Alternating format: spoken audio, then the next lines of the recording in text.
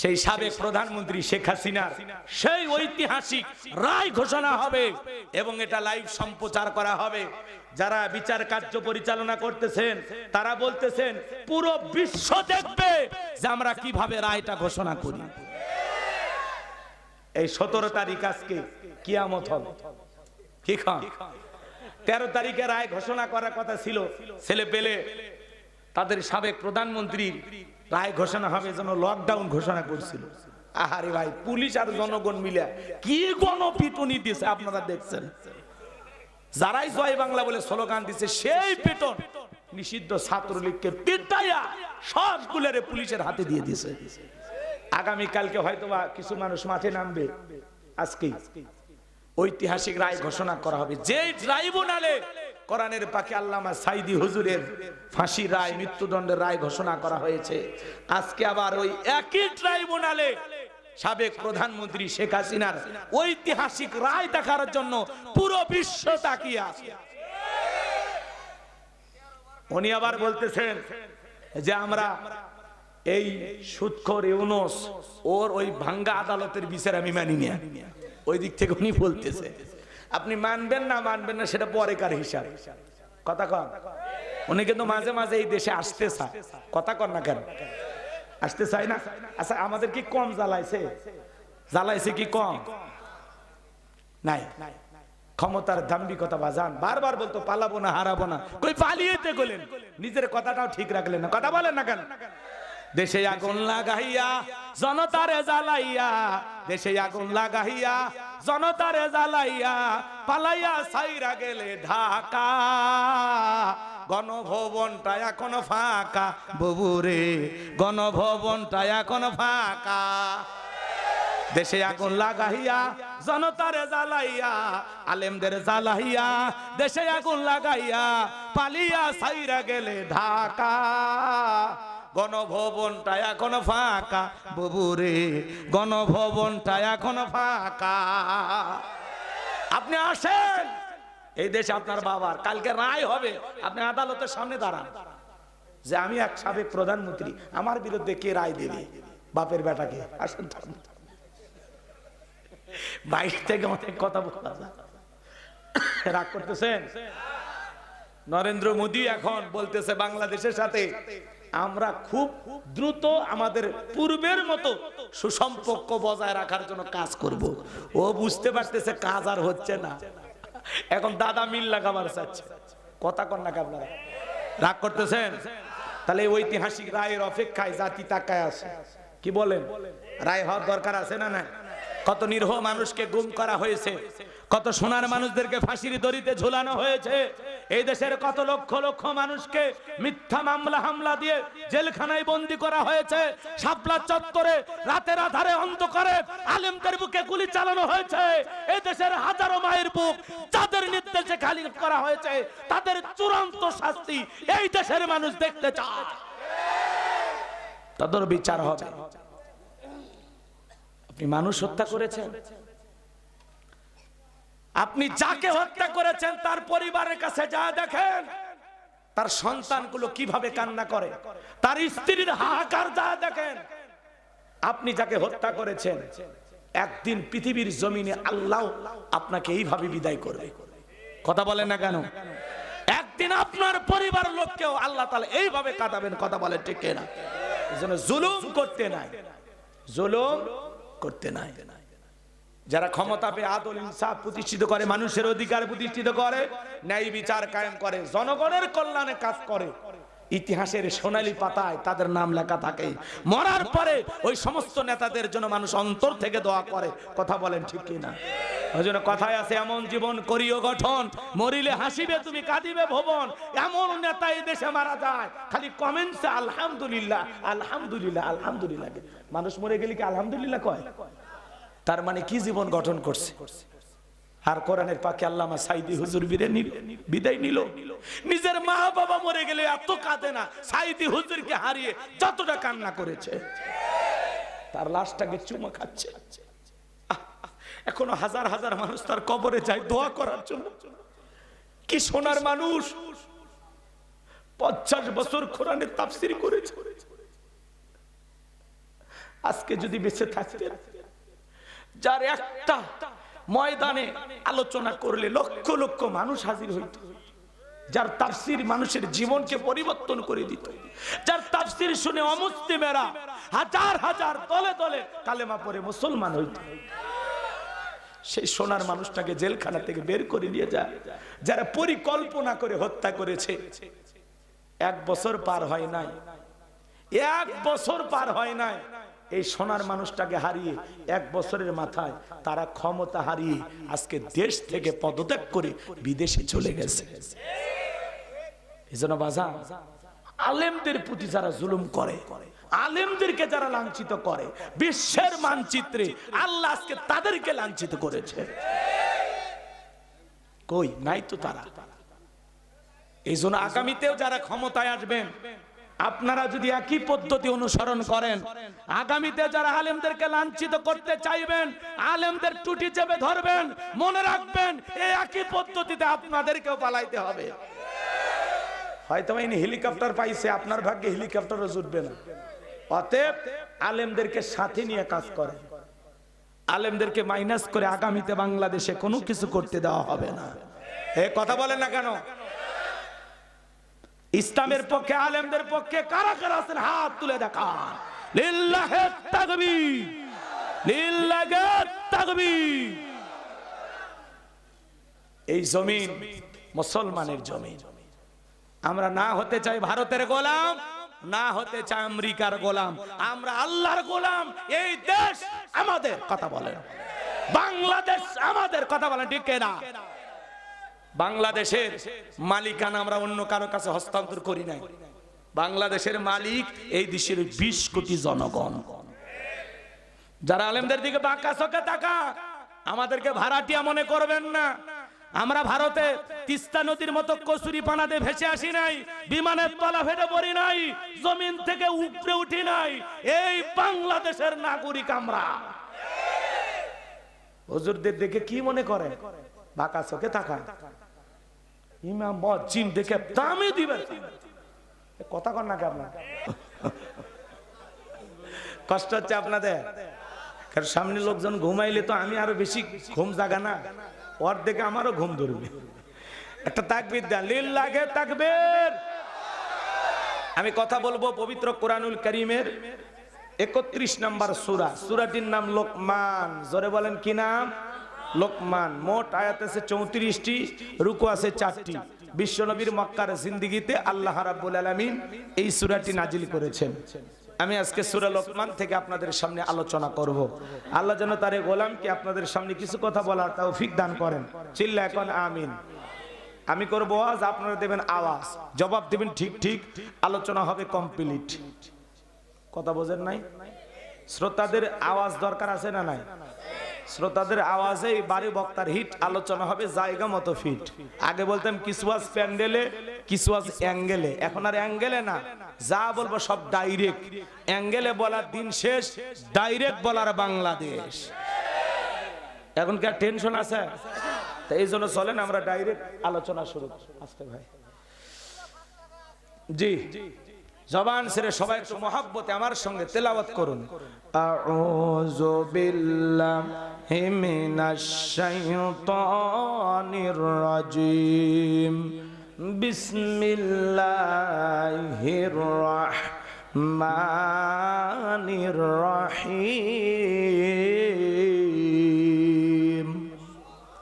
বিতাড়িত মুরদাদ শয়তানের কাছ থেকে আল্লাহ পাকের কাছে আশ্রয় প্রার্থনা চাচ্ছি। পরম করুণাময় দয়ালু আল্লাহ তাআলার নামে শুরু করছি। সূরার নাম লোকমান। লোকমানে হাকিম একজন জ্ঞানী ব্যক্তি ছিলেন। নবীও ছিলেন না, রাসূলও ছিলেন না, ছিলেন একজন জ্ঞানী ব্যক্তি। চেহারাটা খুব বেশি সুন্দর ছিল না, কালো দেখতে। মানুষটা কেমন ছিল? জোরে বলেন কেমন ছিল? সম্মানিত ভাইয়েরা আমার, চেহারাটা ছিল কালো, অন্তর ছিল ভালো। তার জবানের কথাগুলো আল্লাহর কাছে এতটাই পছন্দ হলো, তার কথাগুলোকে কট করে কোরআনুল কারীমের ভিতরে আল্লাহ পাক তার নামে একটি সূরা নাজিল করলো। বলুন আল্লাহু আকবার। এই লোকমানে হাকিম একজন কৃতদাস ছিল, রাখাল ছিল, মানুষের বাড়িতে ছাগল চরানোর কাজ করতেন। মাঠে গিয়ে যখন লোকমানে হাকিম মায়াবী সুরে আলোচনা শুরু করতেন। তার ওয়াজ শোনার জন্য শত শত মানুষ ভিড় জমায়ে দিত। বলেন আল্লাহু আকবার। এই লোকমানে হাকিম চেহারাটা ছিল কালো, ঠোঁটগুলো ছিল মোটা, খুব বেশি লম্বা মানুষ ছিলেন না, খাটো মানুষ ছিলেন। তিনি তার সন্তানদেরকে ডেকে কিছু উপদেশ দিয়েছিলেন।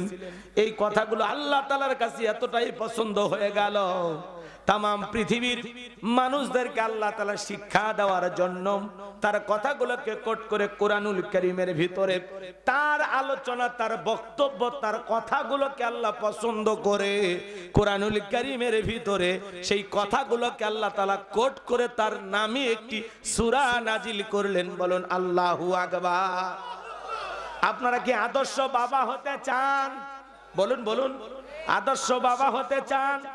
সন্তানকে আদর্শ সন্তান হিসাবে গড়ে তুলতে চান? যদি নিজেকে আদর্শ পিতা জায়গায় দাঁড় করাইতে চান, আপনি কিভাবে আদর্শ পিতা হবেন? লোকমানে হাকিম যেমন আদর্শ পিতা ছিল, ওই রকম আদর্শ পিতা হতে গেলে লোকমানে হাকিমের জীবনী থেকে এই আলোচনাগুলো আমাদের জানার দরকার আছে না নাই? আপনি যদি আদর্শ বাবা হতে চান তাহলে লোকমানে হাকিমকে ফলো করা লাগবে। এই লোকমানে হাকিম নবীও ছিলেন না, রাসূলও ছিলেন না, জমিনের একজন সাধারণ বান্দা। সেই জমিনের একজন বান্দার কথা আসমানের মালিক আল্লাহর কাছে ভালো লাগছে, আর সেই ভালো লাগা কথাগুলো আল্লাহ তাআলা আপনার আমার জন্য শিক্ষার জন্য আল্লাহ কোরআনুল কারীমের ভিতরে দিয়েছেন। সুবহানাল্লাহ বলবেন না? তাহলে তার কথাগুলো কম দামি না বেশি দামি? লোকটা সাধারণ হতে পারে, কিন্তু তার সম্মান মর্যাদা বাড়িয়ে দিয়েছেন কে? একটু জোরে বলেন কে? তাহলে আপনারা অনেকেই বলেন যে হুজুর আমার ছেলেটাকে মানুষ বানাইতে হবে। মনে রাখবেন, ছাগলের পেট থেকে জন্ম নিলে ওটা ছাগলের বাচ্চা, গরুর পেট থেকে জন্ম নিলে ওটা গরুর বাচ্চা, মানুষের পেট থেকে জন্ম নিলেই ওটা মানুষের বাচ্চা হয় না। ওকে মানুষের মতো মানুষ হিসাবে গড়ে তোলা লাগে। কথা বলেন ঠিক কিনা? তা আপনার সন্তানকে কিভাবে মানুষ বানাবেন আর আপনি কিভাবে আদর্শ পিতা হবেন, আজকের আলোচনা থেকে আপনি শিখতে পারবেন ইনশাআল্লাহ, যদি একটু সময় দেন। পারবো তো ইনশাআল্লাহ? এটা আমাদের পারিবারিক জীবন নিয়ে আলোচনা হবে, জীবন ঘনিষ্ঠ বিষয়, অত্যন্ত গুরুত্বপূর্ণ একটি সাবজেক্ট নিয়ে আজকে আলোচনা হবে। যদি আপনার ভালো লাগে তাহলে আমি বুঝবো আপনারা কোরআনের তাফসীর বোঝার মতো শ্রোতা, আর যদি ভালো না লাগে তাহলে বুঝবো ফাও ফাও মিশাই মাহফিলে আসেন ওই হুল্লার করার জন্য। কোরআন বোঝার লাগবে না বাজান? বলেন না কেন? এই যে মাহফিলে আসছেন, এখানে কেউ কি অন্য কিছু শোনার জন্য আসছেন? আপনাদের সবার উদ্দেশ্য কি? কোরআনের কথা শোনার জন্য আসছেন না? কারা কারা কোরআনের কথা শুনছেন, শোনার জন্য আসছেন? ডান হাত তুলবেন, শুধু ডান হাত। কারণ ডানপন্থী যারা জান্নাতি তারা। সুবহানাল্লাহ। আপনারা যারা ডান হাতটা উঠে দেখাইছেন আমারে, সত্যি কি আপনারা কোরআন শোনার জন্য আসছেন? আল্লাহ কবুল করেন, জোরে বলেন আমিন। তাহলে আজকের আমার আলোচনা আপনাদের জন্য, আপনাদেরকে নিয়ে আমার আলোচনা। আল্লাহ কবুল করেন। একটু দোয়া করেন আমার জন্য, দোয়া করবেন তো ইনশাআল্লাহ। সম্মানিত ভাইয়েরা আমার, এই লোকমানে হাকিমের জীবনী ঘটনা কাহিনী যদি বলতে যায় 2-3 ঘন্টা আলোচনা করেও শেষ হবে না। চলুন না সামনের দিকে যাই, যতটুকু বলা যায় আমি ততটুকু বলার চেষ্টা করব। বাজান গো আমার, লোকমানে হাকিম একজন জ্ঞানী ব্যক্তি ছিলেন। লোকমানে হাকিমকে জ্ঞান দান করেছিলেন তিনি কে? আল্লাহ রাব্বুল আলামিন বলেন, ওয়ালাকাদ আতাইনা লুকমানাল হিকমাতা আনিশকুরু লিল্লাহ ওয়া মান ইয়াশকুরু ফাইন্নামা ইয়াশকুরু লিনাফসিহি ওয়া মান কাফারা ফাইন্নাল্লাহা গনিয়্যুন হামিদ। আরেকটু জোরে বলেন আল্লাহু আকবার। আমার আল্লাহ রাব্বুল আলামিন বলেন, আমি লোকমানে হাকিমকে হিকমত দিয়েছিলাম, জ্ঞান দিয়েছিলাম। লোকমানে হাকিমকে ইলম আর জ্ঞান দিয়েছেন তিনি কে? আপনাকে আমাকেও জ্ঞান দিয়েছেন তিনি কে? আমার কোনো জ্ঞান নাই, জ্ঞান দেওয়ার মালিক কে? ক্বালু সুবহানাকা লা ইলমা লানা ইল্লা মা আল্লামতানা ইন্নাকা আনতাল আলিমুল হাকীম। জ্ঞান দেওয়ার মালিক কে? এই কোরআনুল কারীমের ভিতরে আল্লাহ রাব্বুল আলামিন অন্য আরেক জায়গায় জানিয়ে দিলেন, ওয়ালাকাদ আতাইনা দাউদা সুলাইমানা ইলমা। আমি পয়গম্বর দাউদ এবং সুলাইমানকে ইলম দিয়েছিলাম, জ্ঞান দিয়েছিলাম। তাহলে নবীদেরকেও জ্ঞান দিয়েছেন কে? আল্লাহর নবী দাউদ আলাইহিস সালাম যখন তার মায়াবী কণ্ঠে, মিষ্টি মধুর কণ্ঠে জাবুর কিতাব তেলাওয়াত করতেন, তার কণ্ঠের তেলাওয়াত শোনার জন্য সমুদ্রের মাছগুলো পর্যন্ত কিনারায় ভিড় জমায়ে দিতে। বলুন সুবহানাল্লাহ। সেই দাউদ আলাইহিস সালাম একদিন আল্লাহকে ডেকে বলেন, আল্লাহ আমার জানতে বড় ইচ্ছা হয়, আমার পরবর্তীতে আপনি কাকে ফিলিস্তিনের বাদশাহী দান করবেন? আমার আল্লাহ ডেকে বলে, পয়গম্বর তোমার পরবর্তীতে আমি আল্লাহ রাব্বুল আলামিন তাকে ফিলিস্তিনের বাদশাহী দান করব। আমার পক্ষ থেকে নিয়ামত এবার একটা সিন্ধুক যাবে, ওই সিন্ধুকের ভেতরে তিনটা জিনিস থাকবে। কোনটার নাম কি, কোনটা দিয়ে কি কাজ হয়, যে বলে দিতে পারবে বুঝতে পারবেন পয়গম্বর আমি আল্লাহ রাব্বুল আলামিন পরবর্তীতে তাকেই তোমার পরে ফিলিস্তিনের বাদশাহী বানায় দেব। বলুন সুবহানাল্লাহ। আল্লাহ নবী দাউদ আলাইহিস সালাম এই কথা শোনার পরে হাজার হাজার মানুষকে একত্রিত করলেন, ডেকে বলেন, ও দেশের জনগণ শোনো দিয়ামন, আল্লাহর পক্ষ থেকে নিয়ামত এবার একটা সিন্ধুক আসবে। ওই সিন্ধুকের ভেতরে তিনটা জিনিস থাকবে, কোনটার নাম কি, কোনটা দিয়ে কি কাজ হয়, তোমরা কি কেউ বলে দিতে পারবা? পয়গম্বরের সামনে থাকা সমস্ত মানুষেরা মাথা নত করে চলে যায়, কেউ উত্তর দিতে পারলো না। ভাই এইভাবে কয়েকটা দিন অতিবাহিত হয়ে গেল। আল্লাহ নবী দাউদ আলাইহিস সালাম চিন্তা করলেন, এত মানুষের কাছে বললাম, কেউ তো বলতে পারে না, এইবার দাওয়াতটা নিজের ঘরেও দেওয়ার দরকার আছে না নাই?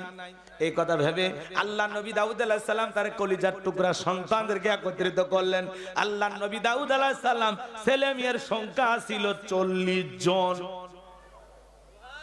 মারহাবা করবেন না? কয়জন?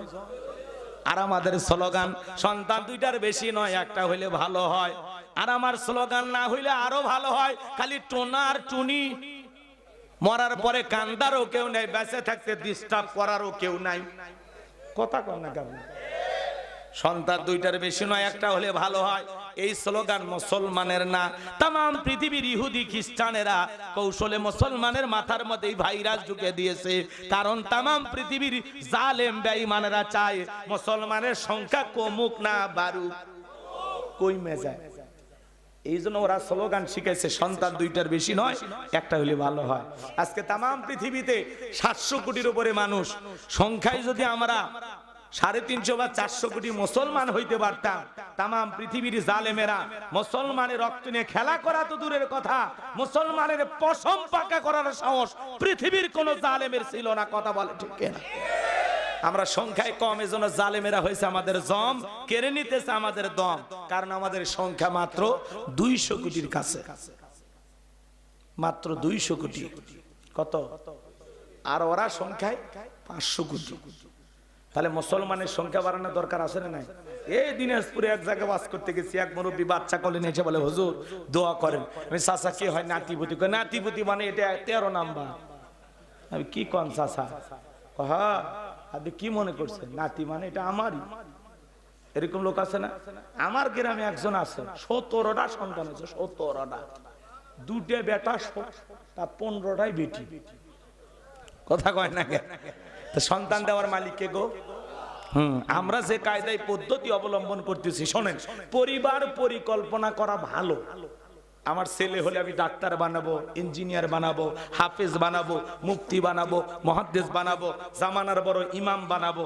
সন্তানদেরকে নিয়ে পরিবার পরিকল্পনা করা ভালো, কিন্তু আমরা কি করি? মারিবার পরিকল্পনা।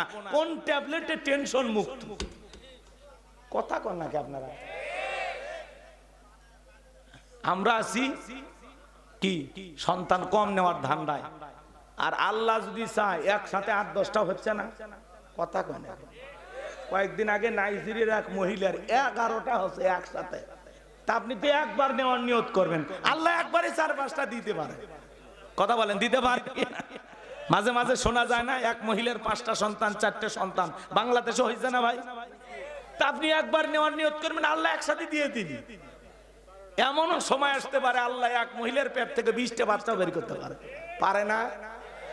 আপনি আছেন কমানোর ধান্দায়, আল্লাহ আছে বাড়ানোর ধান্দা। তাহলে কে জিতবে? মুসলমানের সংখ্যা দিন দিন কমবে না বাড়বে? বাড়বে ইনশাআল্লাহ।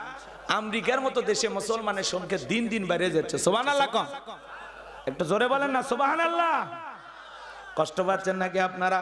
সম্মানিত ভাইরা আমার, দিল দিয়ে কথাগুলো বোঝার চেষ্টা করবেন বাজান।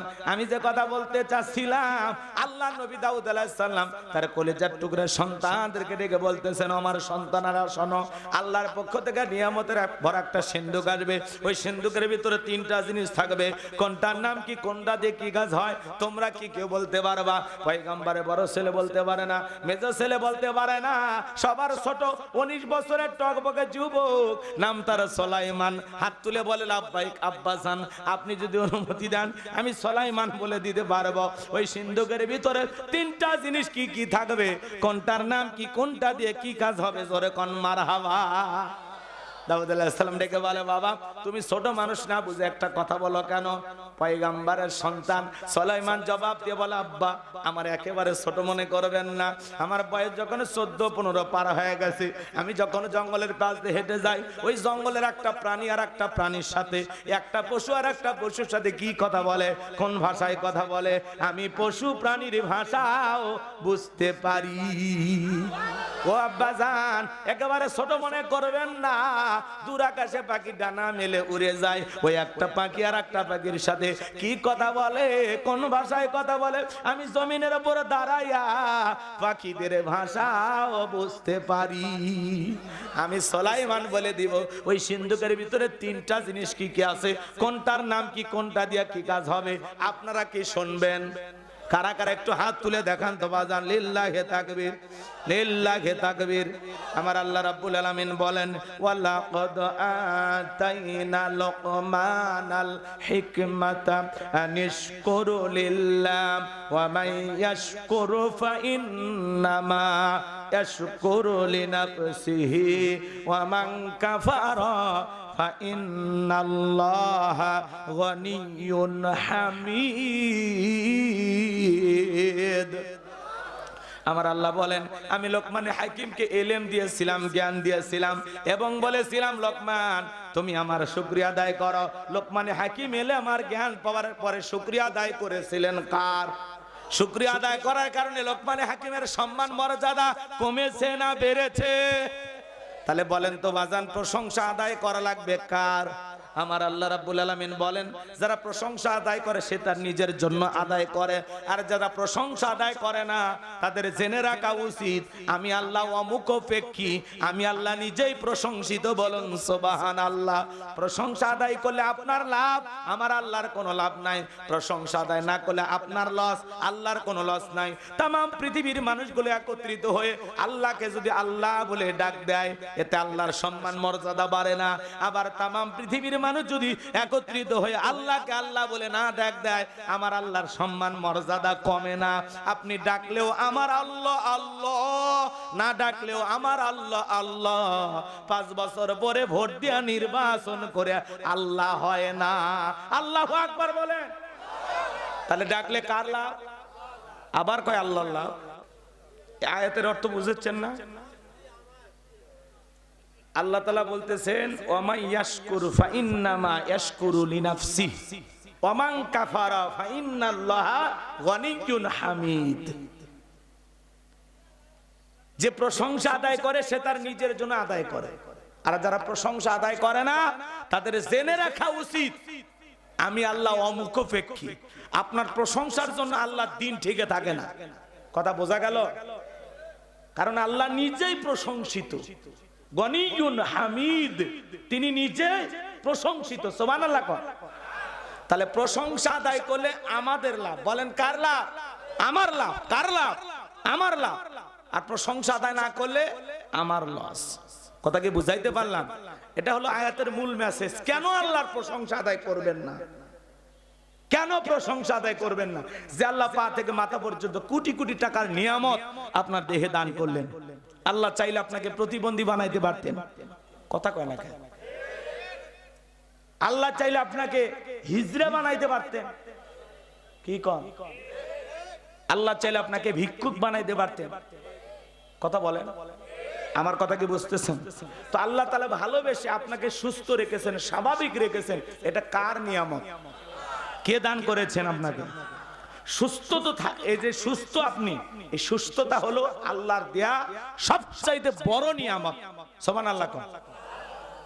যারা অসুস্থ মানুষ এরা বোঝে যে সুস্থতার কত দাম। মাঝে মাঝে যখন আমরা অসুস্থ হই তখন আমরা টের পাই না। কথা কন না? যখন আপনি একটু অসুস্থ হন তখন কোতেন আর আল্লাহ ডাক দেন, আল্লাহ আল্লাহ। মানে যখন অসুস্থ হয় তখন কুত্তে কুত্তে আল্লাহ ডাক দেয়। জয়েন্টে জয়েন্টে ব্যথা লাগে আর আল্লাহ স্মরণ হয়। আর যখন সুস্থ হয় এমন একটা ভাব নিয়ে চলাফেরা করে মনে হয় কোন রোগ তারে স্পর্শই করেনি। কথা কন ঠিক না? কেন আল্লাহকে ডাকবেন না? কেন আল্লাহর শুকরিয়া আদায় করবেন না? মায়ের পেট থেকে যখন জন্মগ্রহণ করেছিলাম আমাদের শরীরে কোনো পোশাক ছিল? বলেন না কেন ভাই? নগ্ন অবস্থায় দুনিয়াতে আসছি। এই যে দেহের ভিতরে তো জামা কাপড়, হাজার হাজার টাকার পোশাক পরে আছেন, কে দিয়েছে? মায়ের পেট থেকে যখন আসছিলেন 2-4 লাখ টাকার বান্ডিল নিয়ে আসছিলেন। আজকে আপনার লক্ষ লক্ষ টাকা ব্যাংকে পড়ে আছে, লক্ষ লক্ষ টাকার মালিক, জায়গা সম্পদ, আল্লাহ কত কিছু আপনাকে দিয়েছে। আল্লাহ আপনাকে যতটুকু দিয়েছেন ততটুকু পেয়ে আল্লাহর শুকরিয়া আদায় করা লাগবে। নিজের অবস্থানে থেকেই আল্লাহর শুকরিয়া আদায় করা লাগবে। আল্লাহ আমাকে যে হালতে রাখছে, আমার ছোটখাটো একটা টিনের বেড়াওয়ালা ঘর আছে, মাটির একটা ঘর আছে, কোনো মতো একটা টিন শেড ঘর আছে, আলহামদুলিল্লাহ। কত মানুষ রেল স্টেশনে শুয়ে আছে মাথার তলে ইট দিয়া, কত মানুষ কাগজের ঘর তৈরি করে যাজা বড় হইয়া রাস্তাঘাটে পড়ে থাকে, তার চাইতে তো আল্লাহ আমাকে ভালো রাখছে। কথা কন না কেন? এইভাবে আল্লাহর নিয়ামত গুলো বুঝে বুঝে ধরে ধরে আপনার শুকরিয়া আদায় করা লাগবে। আর আল্লাহর নিয়ামতের শুকরিয়া আদায় করলে আল্লাহ কি করবেন? লা ইন শাকারতুম লা আযীদান্নাকুম ওয়া লা ইন কাফারতুম ইন্না আযাবি লাশাদীদ। নিয়ামত পাওয়ার পরে যারা শুকরিয়া আদায় করে আল্লাহ তাদের নিয়ামত বাড়ায় দেন। সুবহানাল্লাহ কোন? আর যারা নিয়ামত পাওয়ার পরে না শুকরিয়া আদায় করে আল্লাহ তাদের নিয়ামত গুলোকে ছিনায় নেন এবং তাদের জন্য কঠোর আযাবের ব্যবস্থা আছে। জোরে কন নাউযুবিল্লাহ। মুসা আলাইহিস সালামের এক উম্মত দেখে বলে, পয়গম্বর আল্লাহর সাথে কথা বলতে যাইতেছেন, আল্লাহ আমাকে এত সম্পদ দিয়েছে, উট দুম্বা ছাগল, কোনো কিছুর অভাব নাই, আমি এত সম্পদের কারণে আল্লাহর ইবাদত বندگی করতে আমার একটু কষ্ট হচ্ছে, আল্লাহকে সময় দিতে পারতেছি কম, একটু বলবেন তো কোন এমন আমল করলে সম্পদ কমে যায়? শুনছেন কথা? সম্পদ কমে যায়। মুসা আলাইহিস সালাম আল্লাহর সাথে কথা বলতে বলতে এক পর্যায়ে আল্লাহকে বলেন, আল্লাহ আমার এক উম্মত জানতে চায় কোন এমন আমল করলে সম্পদ কমে যায়। আল্লাহ জানাই দিল, পয়গম্বর তুমি তোমার উম্মতকে জানায় দাও সে যেন কম কম আমার শুকরিয়া আদায় করে, তাহলেই তার নিয়ামত কমে যাবে। এইবার পয়গম্বর এসে তার উম্মতকে বলতেছেন, আমার উম্মত আল্লাহ তাআলা জানিয়ে দিয়েছেন তুমি একটু কম কম শুকরিয়া আদায় করবা। উম্মত ডেকে বলে, আপনি নবী হয়ে এই কথা বললেন যে আল্লাহ আমারে এত ভালো রেখেছেন, এত নিয়ামত দান করেছেন, এত সুখ দান করেছেন, কেন আমি আল্লাহর শুকরিয়া আদায় করব না? আজ থেকে আরো বেশি বেশি আমি আল্লাহর শুকরিয়া আদায় করব। চিৎকার মেরে বলুন আলহামদুলিল্লাহ। মুসা আলাইহিস সালাম ওই উম্মত যখন আরো বেশি আল্লাহর শুকরিয়া আদায় করলেন, আগের চাইতে আল্লাহ সম্পদ আরো দ্বিগুণ করে দিয়েছেন। বলুন সুবহানাল্লাহ। কেন আল্লাহর শুকরিয়া আদায় করবেন না বাজান? এই পৃথিবীর জমিনে কত মানুষের কত সমস্যা, হাজারো সমস্যা নিয়ে কত মানুষ বেঁচে আছে। চোখের সামনে তাকায় দেখেন কত মানুষ প্রতিবন্ধী, হাতটা চলে না, পাটা চলে না। কত মানুষ এই মুহূর্তে হাসপাতালের বেডে শুয়ে কাতরাইতেছে, ঘরের বিছানায় পড়ে আছে। আল্লাহ আপনাকে সুস্থ শরীরে পা দিয়ে হাঁটার চলার শক্তি দিয়েছেন। আল্লাহ চাইলে কি হাসপাতালের বেডে রাখতে পারতেন না? এই মুহূর্তে কত মানুষ মৃত্যুবরণ করলো, ওই তালিকায় কি আল্লাহ আপনাকে আমাকে রাখতে পারতেন না? কেন আল্লাহর শুকরিয়া আদায় করবেন না?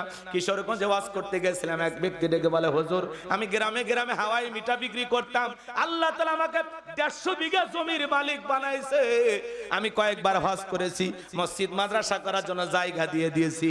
তাহলে বলেন বাজান, গ্রামে গ্রামে ঘুরে ঘুরে হাওয়াই মিঠা বিক্রি করত, সেই মানুষকে 150 বিঘা জমির মালিক বানাই কে? সে আল্লাহর শুকরিয়া আদায় করার দরকার আছে না নাই? আপনার ভাদুরিয়া বাজার একটা দোকান আছে, আলহামদুলিল্লাহ, কত মানুষ এইখানে দোকান দেওয়ার স্বপ্ন দেখে। আপনি বিদেশে যান, মালয়েশিয়া প্রবাসী, সৌদি আরব প্রবাসী, আলহামদুলিল্লাহ কত মানুষ বিদেশে যাওয়ার স্বপ্ন দেখে। আপনি নিজের অবস্থানে থেকে খুশি না, আপনার অবস্থানে আসার জন্য অনেকে স্বপ্ন দেখে। কথা কয় না? আপনার জায়গা জমি সম্পদ ঘর বাড়ি আল্লাহ অনেক কিছু দিয়েছেন, রিক্সা চালান ভ্যান চালান আলহামদুলিল্লাহ, আল্লাহ রোজগার করার মতো শক্তি দিয়েছে, মাঠে কাজ করার মতো পরিশ্রম করার মতো শক্তি দিয়েছে, হাত পা ভালো রাখছে, দেহের শক্তি ভালো রাখছে। আমি সব সময় আল্লাহর শুকরিয়া আদায় করব। সুখে থাকি আর দুঃখে থাকি, খেয়ে থাকি আর না খেয়ে থাকি, সব সময় প্রশংসা হবে একমাত্র কার?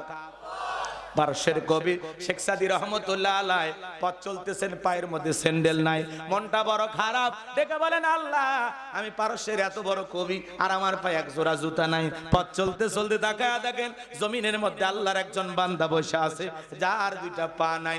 মুহূর্তে সিজদায় লুটিয়ে বলেন, চোখের পানি ছেড়ে দেখা দেন আর ডেকে বলেন আল্লাহ আমার দুই পায়ে স্যান্ডেল নাই দুইটা, আমি মন খারাপ করেছি, কিন্তু এই পৃথিবীর জমিনে তোমার এমন বান্দা আছে যার দুইটা পায়ে নাই, স্যান্ডেল পায়ে দেবে কোথায়? তার চাইতে তুমি আমারে ভালো রাখছো, এইজন্য আল্লাহ আমি আমার স্যান্ডেলের জন্য আফসোস করেছি, আপনি আমাকে মাফ করে দেন। আল্লাহু আকবার বলে। কত মানুষের পাই নাই, আছে না ভাই? কত মানুষ চোখে দেখে না, অন্ধ। কুড়িগ্রাম জেলা একবার ওয়াজ করতে গেছিলাম, আমার ভাইয়েরা একসাথে খাওয়া দাওয়া করতেছিলাম, অন্ধ হাফেজ সাহেব ছিল দ্বিতীয় বক্তা। খাওয়া দাওয়ার এক পর্যায়ে হঠাৎ করে বিদ্যুৎটা চলে গেল। আমি বললাম ভাই তাড়াতাড়ি আলোর ব্যবস্থা করেন, প্লেটে অনেক খাবার আছে, সমস্যা হতে পারে। হঠাৎ করে অন্ধ হাফেজ সাহেব আমার হাতটা ধরে বলে, হুজুর 52 বছর হলো আমার চোখে কোনো আলো নাই, বিদ্যুৎ নাই। ও হুজুর 52 বছর বয়স আমার চলতেছে, যে মা আমাকে জন্ম দিয়েছে মাটা দেখতে কেমন আমি জানি না, বাবাটা দেখতে কেমন আমি জানি না, আসমান দেখতে কেমন জানি না, জমিনটা দেখতে কেমন জানি না। আমি বড় হয়েছি, আমার মা বাবাকে বিবাহ করাইছে, আমার স্ত্রী দেখতে কেমন ফর্সা না কালা আমি জানি না। আল্লাহ অনেকগুলো সন্তান দিয়েছে, ছেলেগুলোর চেহারা কেমন আমি জানি না, মেয়েগুলোর চেহারাটা কেমন জানি না। ও হুজুর আমি নিজেই দেখতে ফর্সা না কালা তাও তো আমি জানি না। আল্লাহ দুনিয়াতে চোখের আলো দেয় নাই, আমি আফসোস করি না, মন খারাপ করি না। কিয়ামতের ময়দানে যেদিন আল্লাহ আমার চোখের আলো ফেরায়া দেবে, ওই দিন যেন সর্বপ্রথম আমি আমার চোখের আলো আমি যেন সর্বপ্রথম আমার চোখের আলো পাইয়া আমার চোখ দিয়ে আমার মালিক আল্লাহকে দেখতে পাই। একটা অন্ধ ব্যক্তির সান্ত্বনাটা কোন জায়গায়? আর আপনার একটু সমস্যা হলে হাজী সাহেব কেমন আছেন বলে, এই গরিবের থাকা না থাকা কোনো মতে দিনকাল যাচ্ছে ভাই, আছি কোনো মতে বেঁচে আছি আলহামদুলিল্লাহ। মানে অনেক কষ্টের পরে 7 মাথা 3 মাথা 14 মাথা ঘুরে এরপরে কোনো মতে মুখ দিয়ে আলহামদুলিল্লাহ বের হয়। এ কথা কন নাকি আপনারা? কেমন আছে জিজ্ঞাসা করলে কি গরিবের থাকা না থাকা ভাই, আসি কোনো মতে বেঁচে। এটা মুসলমানের কথা হতে পারে? আপনি কেমন আছেন? আলহামদুলিল্লাহ। কথা বলেন ভাই, কি বলতে হবে? আপনারা সবাই কেমন আছেন? আলহামদুলিল্লাহ। কি সমস্যা ছেড়ে পড়ে? আমি ছোটবেলায় যে মাদ্রাসায় পড়তাম, আমার সেই জাগিরদার, আপনারা কি বলেন? লজিং, মানে যার বাড়িতে খানা খায় পড়াশোনা করে, কি বলেন? জাগিরদার বোঝেন না? তো ওনার মাঝে মাঝে কথা হয়, বাজান কেমন আছেন, সালাম কালাম দিয়ে কেমন আছেন, আলহামদুলিল্লাহ। কোনো সমস্যা আছে? সমস্যা থাকলে তোমারে বলবো কেন? সমস্যা দিবেন যিনি, সমাধান তিনি করে দেবেন। কথা বলেন না কেন? তো সমস্যা যে আল্লাহ দিবেন। আপনার জীবনের অনেক সমস্যা বন্ধু বান্ধব এর ওর কাছে শেয়ার করার আগে প্রথম শেয়ার করা লাগবে মালিকের কাছে। আপনার যদি জুতার এক জোড়া ফিতাও লাগে তাও আল্লাহর কাছে চাইবেন। কার কাছে? আল্লাহ দেওয়ার জন্য বসে আসে, আপনি চাইতে পারতেছেন। কথা বলেন না কেন? এজন্য বাজান সুখে থাকি আর দুঃখে থাকি, খেয়ে থাকি আর না খেয়ে থাকি, সব সময় প্রশংসা হবে কার? একটু চিৎকার মেরে বলেন কার? তাহলে আল্লাহর প্রশংসা আদায় করবো তো ইনশাআল্লাহ। প্রশংসা আদায় করলে কার মর্যাদা বাড়বে? আমাদের মর্যাদা বাড়বে। লোকমানে হাকিমের মর্যাদা যেরকম আল্লাহ বাড়িয়ে দিয়েছেন, আপনি আল্লাহর প্রশংসা আদায় শুরু করেন, এলাকার মানুষের কাছে আল্লাহ আপনার সম্মান মর্যাদা বাড়িয়ে দেবে। পারবো তো ইনশাআল্লাহ? পারবো তো ইনশাআল্লাহ? তাহলে আপনারা সবাই কেমন আছেন? একটু জোরে বলেন কেমন আছেন? আগামী কালকে কি দেখা হতে পারে? তাহলে কি বলতে হয়? দেখেন, অনেকে বলে ইনশাআল্লাহ, অনেকে বলে আলহামদুলিল্লাহ, মানে দ্বিধাদ্বন্দ্বে আছে। অবস্থাটা কি? আজ অনেকে দোয়া জানে, ভাই কেমন আছেন? ভাই ইনশাআল্লাহ। কালকে কি দেখা হবে? আলহামদুলিল্লাহ, চেষ্টা করি। মানে উল্টো পাল্টা। ভালো আছেন আলহামদুলিল্লাহ, দেখা হবে ভবিষ্যৎ, তাহলে কি বলতে হয়? ইনশাআল্লাহ। আপনার শাশুড়ি মারা গেছে, আলহামদুলিল্লাহ। আপনার স্ত্রী গর্ভবতী, সন্তান জন্ম দিয়েছে, ইন্না লিল্লাহি ওয়া ইন্না ইলাইহি রাজিউন। এক মুরব্বী পেশাব করতেছে আর দোয়া পড়তেছে, বিসমিল্লাহি ওয়ালা বারাকাতিল্লাহ। চাচাই তো খানা খাওয়ার দোয়া, কয় হুজুর কোন দোয়া কোন জায়গা পড়া লাগে মাথা কাজ করে না।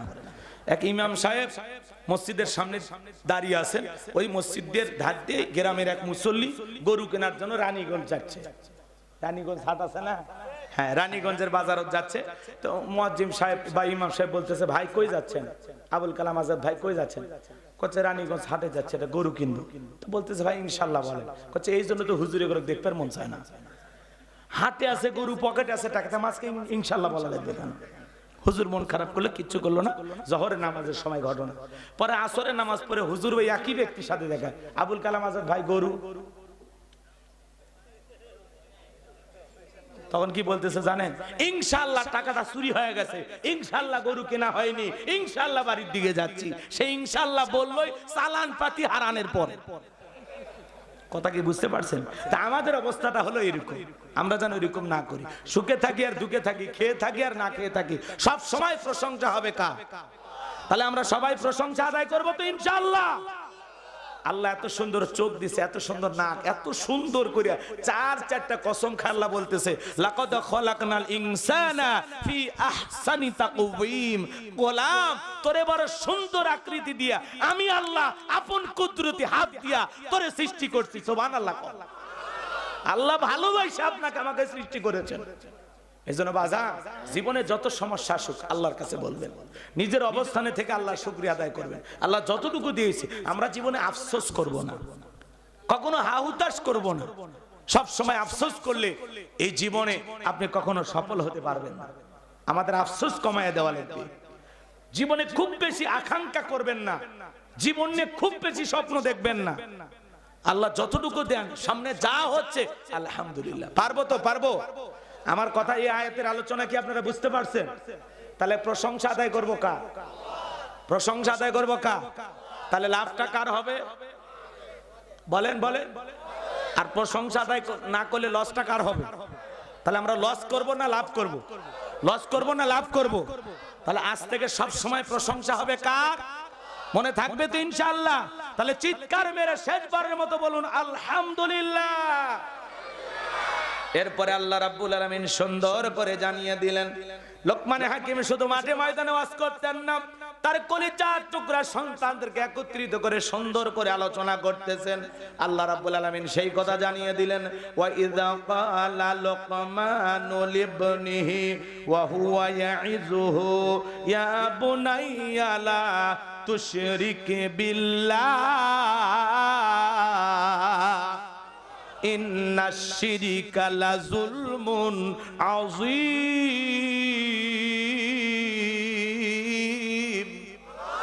আর একটু জোরে বলেন আল্লাহু আকবার। আমার আল্লাহ রাব্বুল আলামিন বলেন, স্মরণ করো লোকমানে হাকিমের কথা।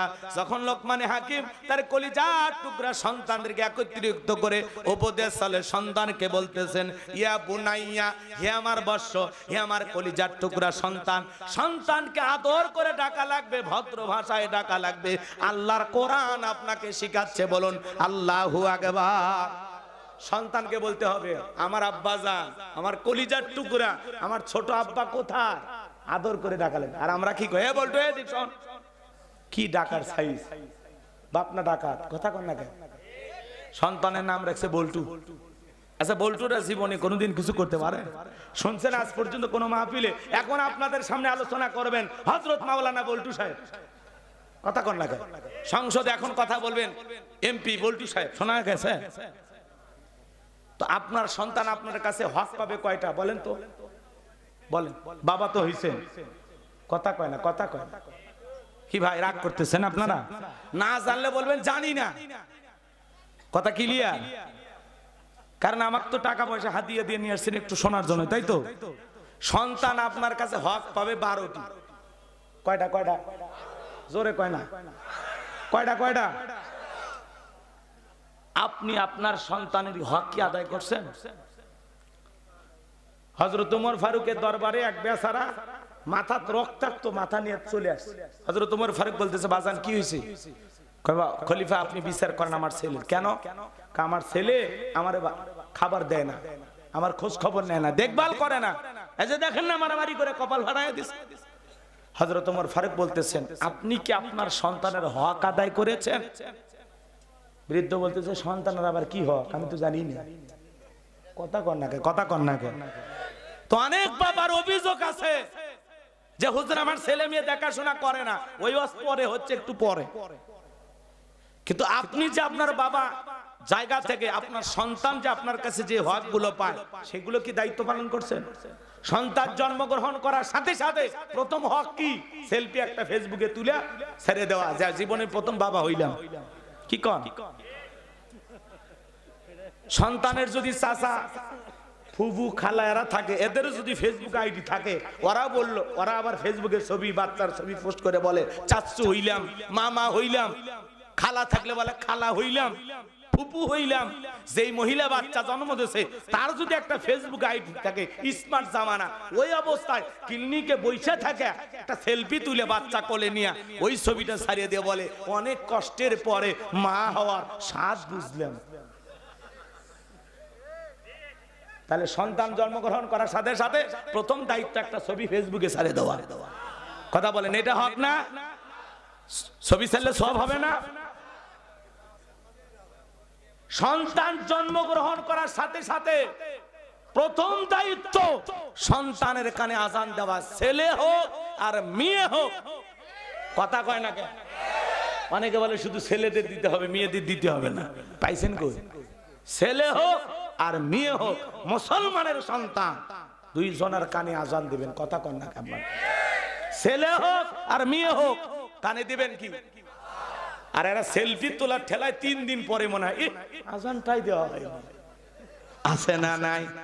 তাহলে সন্তান জন্মগ্রহণ করার সাথে সাথে 1 নম্বর দায়িত্ব পিতা মাতার সন্তানের কানে আজান দেওয়া। 2 নম্বর হলো তাহনিক করা। একটা আলেমের কাছে নিয়ে যা, মুরব্বির কাছে নিয়ে যা, মিষ্টি দ্রব্য কিছু খাইয়া সে নিজে একটু এটাকে এটো করে দিয়া বাচ্চার জিহ্বার ভিতরে লাগায় দেবে, এর নাম হলো তাহনিক করা। আর 3 নাম্বার 7 দিনের মধ্যে আকিকা দিয়া সন্তানের একটা সুন্দর নাম রাখা। নাট বল্টু স্ক্রু টায়ার ফায়ার এগুলো না, হাসি খুশি মায়া জয়া। কথা কন না কেন? চুমকি সুইটি বিউটি পিঙ্কি বেলি চেলি জনি সনি রনি এগুলো নাম না, সন্তানের নাম রাখতে হবে সুন্দর। আমাদের কাছে অনেকে ফোন দিয়ে বলে হুজুর বাচ্চা হয়েছে নাম রাখবো ছেলে, বলেন তো কি নাম রাখা যায়? আমি তখন বলি আল্লাহর কাছে 2টা নাম প্রিয়, একটা হলো আব্দুল্লাহ আর একটা আব্দুর রহমান। তখন বলে চাচার নাম ছিল আব্দুল্লাহ আর দাদার নাম ছিল আব্দুর রহমান, নামের মধ্যে কেন জানি চাচা আর দাদা দাদা ভাব, এগুলো বয়স্ক নাম চলবে না, আপডেট কিছু বলেন। আমি তখন বলি বোন আমার কাছে আপডেট কিছু নাই। তখন বলে আমরা তাহলে ছেলের নাম রাখবো মোটু পাতলু, আছে না নাই? একদিন আজপুরে গ্রাম্য চাচা চলে গেছে ঢাকায়, বিয়ে বাড়িতে খাওয়া দাওয়া হয়েছে। চাচা ডেকে বলে ভাতিজা তোমার নাকি ছেলে মেয়ে আছে, ওদেরকে একটু ডাক দাও, দেখাশোনা করব, একটু বাচ্চাদের সাথে গল্প করি। এইবার ভাতিজা ডাক দেয় ব্রাশ ফায়ার, চাচা মারছে দৌড়। গ্রাম্য মানুষ বুঝতে পারে নাই, বলে চাচা দৌড়াবেন না, বলে বাবা এই বয়সে ব্রাশ ফায়ার করে মারিস না। কয় চাচা থামেন, কয় না বাবা আমারে তুই মারিস না, বাড়িতে যাইতে দে। কয় চাচা আপনি না আমার ছেলে মেয়েকে দেখতে চাইলেন? বলে হ্যাঁ দেখতে চাইছি তো। কয় ছেলের নাম রাখছি ব্রাশ আর মেয়ের নাম রাখছি ফায়ার। এরকম বাবা মা আছে না নাই?